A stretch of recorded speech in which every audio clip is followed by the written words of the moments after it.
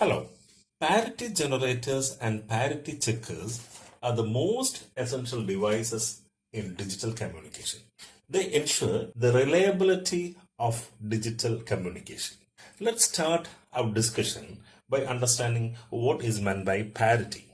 In digital communication, parity is synonymous to correctness or reliability of a digital signal which is received at a receiver.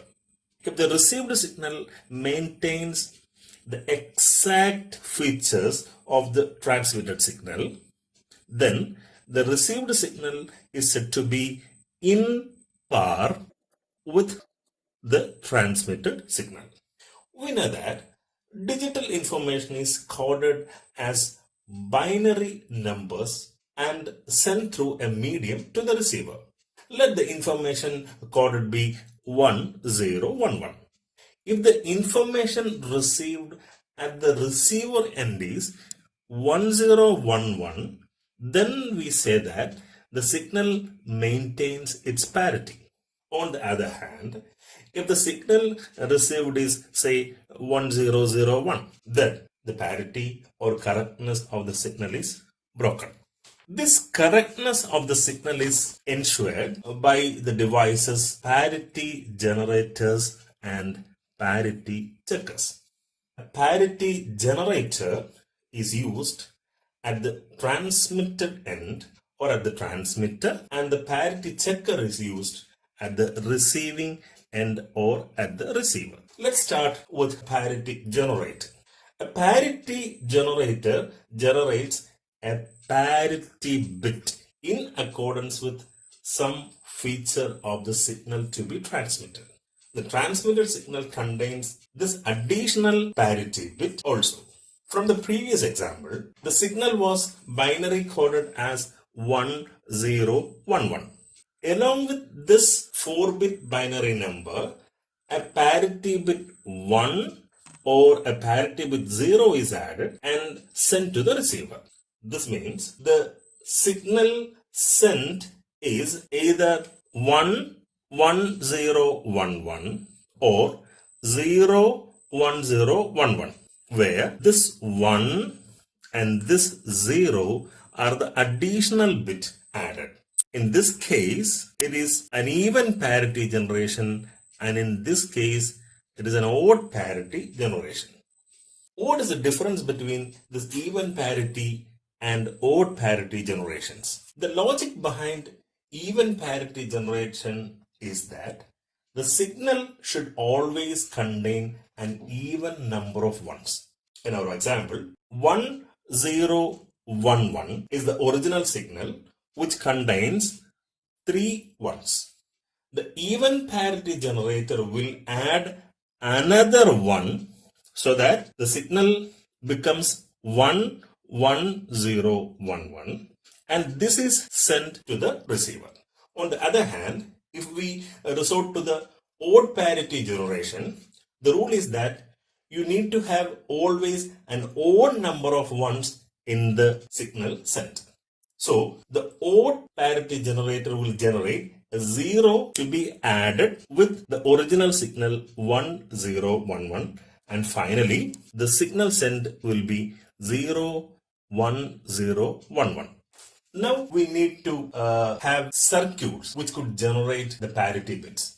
Let's see how we can construct these circuits or the parity generators. Let's start our discussion with the even parity generator. The even parity generators are constructed using XOR gates. The speciality of the XOR gate is that it gives an output 1 if the number of ones at the input is an odd number. The output becomes 0 if the input contains an even number of ones. Let the input be A, B, C and D. Here we have the inputs A, B, C and D. For a 4-bit signal, we need 3 XOR gates, 1, 2 and 3. Now let's supply the signal to this circuit DCBA, where D is the most significant bit and A is the least significant bit, 1011. At the first XOR output, we have A XOR B,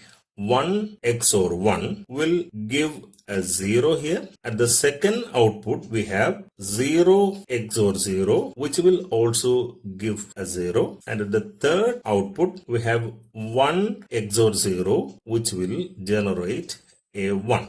So A XOR B is 0. A XOR B XOR Z is 0. A XOR B XOR Z XOR D, which is our parity bit, is 1.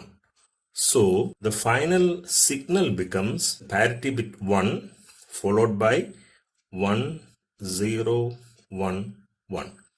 This is the even parity signal generated and added to the original signal. This is the total signal to be transmitted. Suppose our signal information is 1100. Let's feed this information to the circuit. We know that 1100 contains two ones, which is an even number. So 1100. At the first output, it is 0 XOR 0. You will have 0 here. Then 0 XOR 1 at the second XOR, which will give you a 1. Then at the third output, you will have 1 XOR 1, 0. A XOR B is 0. A XOR B XOR C is 1. A XOR B XOR C XOR D, which is the parity bit, is now becomes 0. So the full signal after adding the parity bit will be 0, 1, 1, 0, 0, which maintains the even number of ones. So this is how the even parity generator works. At the transmitted signal, there will be always even number of ones. Now let's discuss how can we construct an odd parity generator. To construct an odd parity generator, a slight modification is needed at the even parity generator. That will be sufficient. What we do is, we will replace the third XOR gate in the even parity generator by an XNOR gate. And this will make the circuit an odd parity generator. We have the example 1101 from the previous case. We have odd number of ones here. So what we expect is the parity generated here should be 0, so that we get a 0, 1, 1, 0, 1 as the final signal. Let's see whether that happens. 1 and 0 makes a 1 here. 1 and 1 makes a 0 at the output of the second XOR. And we have 1 and 0 at the input of the XNOR gate, which will give a 0 here. So finally, the parity bit is 0. Here we have 1, we have 0, and the parity bit is 0 here. So that the final signal which is sent is the parity bit 0 followed by 1, 1, 0, 1. And in the final signal, we have odd number of ones. Now let's take another example where we have an even number of ones at the original signal. It is 1, 1, 0, 0. It is 1, 1, 0, 0. At the first output, we have a 0. 0 and 0 makes a 0 at the XOR output. Then you have 0 and 1, which makes a 1 at the output of the second XOR. And 1 and 1 at the XNOR will give a 1 at the output. So that we can write here it is 0, A XOR B is 0, A XOR B XOR C is 1, and finally P, which is 1. So that the final signal becomes parity bit 1 followed by 1, 1, 0, 0, where the total number of ones is 3 and the odd parity is maintained. The next topic is parity checkers. A parity checker checks the correctness of the received signal at the receiver end. We have two types of parity checkers. It's an even parity checker and an odd parity checker for the even parity signal and odd parity signal. Here also we are making use of XOR gates. The difference is that when a 5-bit signal arrives at the receiver, that contains 4 information bits and 1 parity bit. And this parity bit is fed to the first XOR gate. Now let's check the working of an even parity checker. Our signal is 1011 with the parity bit 1. This is being received at the receiver, and this is fed to the even parity checker circuit. At the first XOR output, we have 0, and 0 and 1 makes this a 1. 1 and 0 makes this a 1. 1 and 1 makes this a 0. So the checker bit, which is the output of the fourth XOR gate, becomes 0. P XOR A is 0. P XOR A XOR B is 1. P XOR A XOR B XOR C is 1. P XOR A XOR B XOR C XOR D, which is our checker bit, becomes 0. Now let's place an erroneous signal into the circuit. By an erroneous signal, I meant the signal with a broken parity.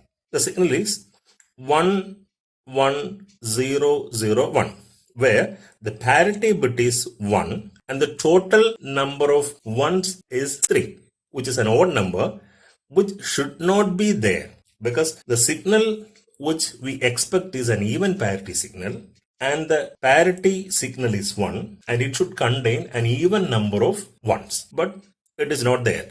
How the even parity checker checks and detects it? Let's see.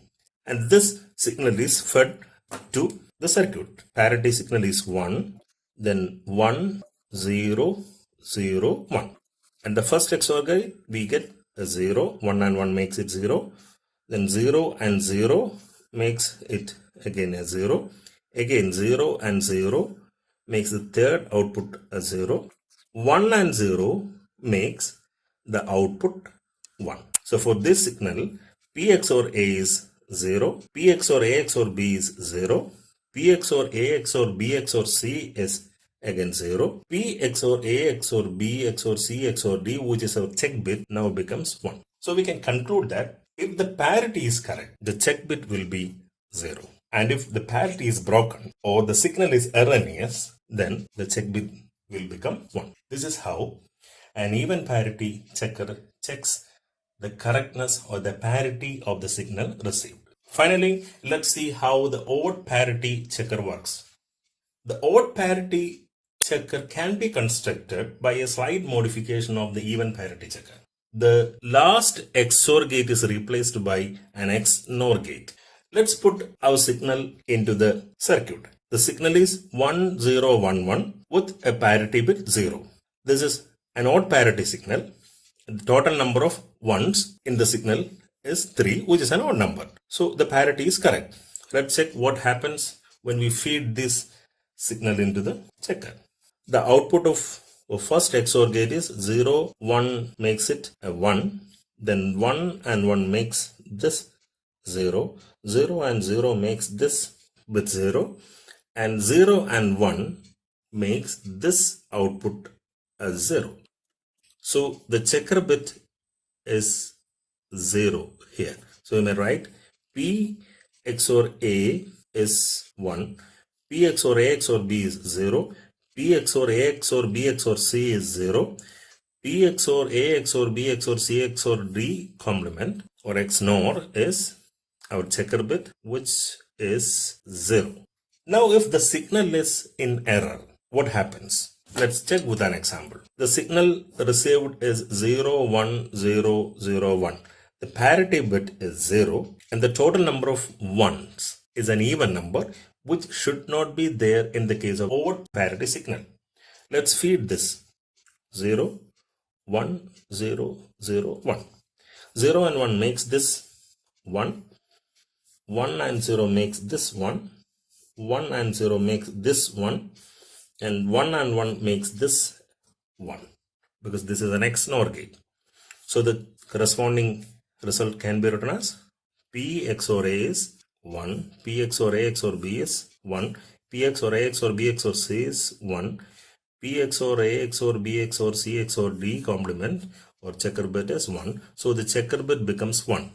As in the previous case, as in the case of an even parity checker, when the signal is error free, or when the parity is true, when the parity is okay, the checker bit becomes 0. And when the parity is broken, the checker bit becomes 1.